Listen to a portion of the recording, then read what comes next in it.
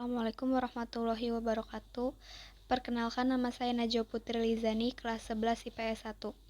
Saya akan menjelaskan proses penciptaan manusia dalam Al-Quran. Tahapan penciptaan manusia di dalam Al-Quran terjadi dengan dua tahapan yang berbeda, yaitu tahapan primordial dan tahapan biologi. Tahapan primordial. Tahapan pertama adalah saat manusia pertama diciptakan pertama kali dari saripati tanah dan diberikan ruh hingga bentuk yang seindah-indahnya. Hal ini dijelaskan dalam beberapa ayat berikut. Quran Surat Al-An'am ayat 2. Dialah yang menciptakan kamu dari tanah. Sesudah itu ditentukannya ajal atau kematianmu, dan ada lagi suatu ajal yang ada pada sisinya, yang dia sendirilah mengetahuinya. Kemudian kamu masih ragu-ragu tentang berbangkit itu. Tahapan biologi. Tahapan biologi adalah sunatullah atau hukum Allah melalui proses biologi yang terdapat dalam fisik atau tubuh manusia beserta segala perangkatnya. Proses biologi ini membedakan hakikat manusia menurut Islam dengan makhluk lainnya yang tidak memiliki ruh dan akal untuk mengambil keputusan saat dewasanya. Proses tersebut adalah sebagai berikut. Nutfah, intisari, tanah yang dijadikan air mani, rahim tersimpan dalam tempat yang kokoh, alaqah, darah yang beku menggantung di rahim, mudghah, segumpal daging dan dibalut dengan tulang belulang, ditiupkan ruh. Perhatikan gambar berikut. Seperti gambar di samping, proses tetes mani dipancarkan. Apakah manusia mengira akan dibiarkan tak terurus? Bukankah ia hanya setitik air mani yang dipancarkan? Surat Al-Qiyamah ayat 36-37. Di dalam ayat tersebut menunjukkan bahwa proses penciptaan manusia berawal dari air mani atau sperma yang terpancar.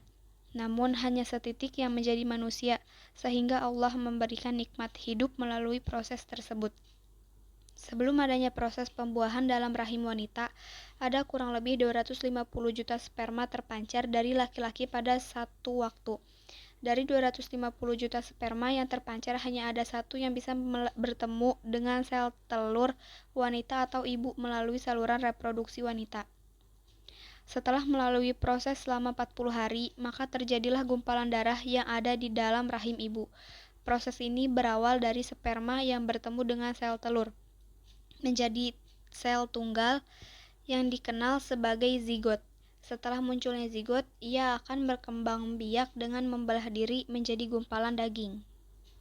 Zigot melekat pada dinding rahim seperti akar yang kokoh menancap di tanah. Zigot mampu mendapatkan zat-zat penting dari tubuh sang ibu sebagai proses pertumbuhannya. Saat zigot yang tumbuh ini ada dalam tubuh ibu, maka Allah Subhanahu wa Ta'ala menggunakan istilah alaqah yang artinya sesuatu yang menempel pada suatu tempat. Secara harfiah digunakan untuk menggambarkan lintah yang menempel pada tubuh untuk menghisap darah.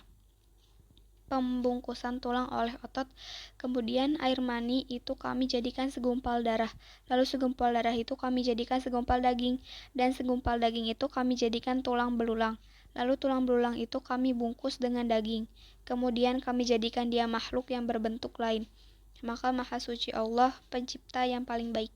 Quran Surat Al-Mu'minun ayat 14. Menurut para ahli embriologi, tulang dan otot terbentuk secara bersamaan.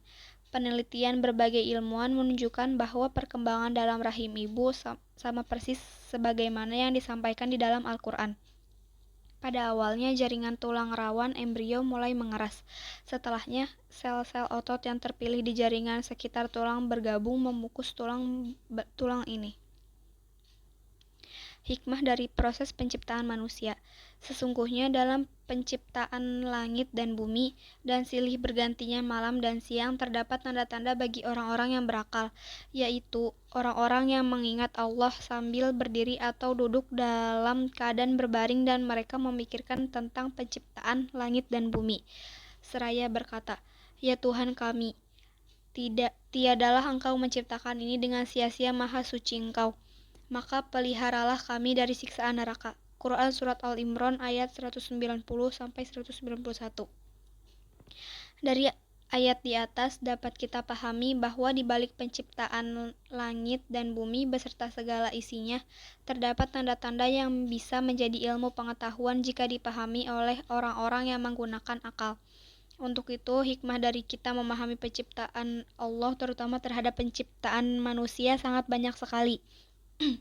Apalagi Allah memberikan informasi bahwa memikirkan ciptaan Allah adalah saat duduk, berbaik, dan berdiri. Sekian, terima kasih. Wassalamualaikum warahmatullahi wabarakatuh.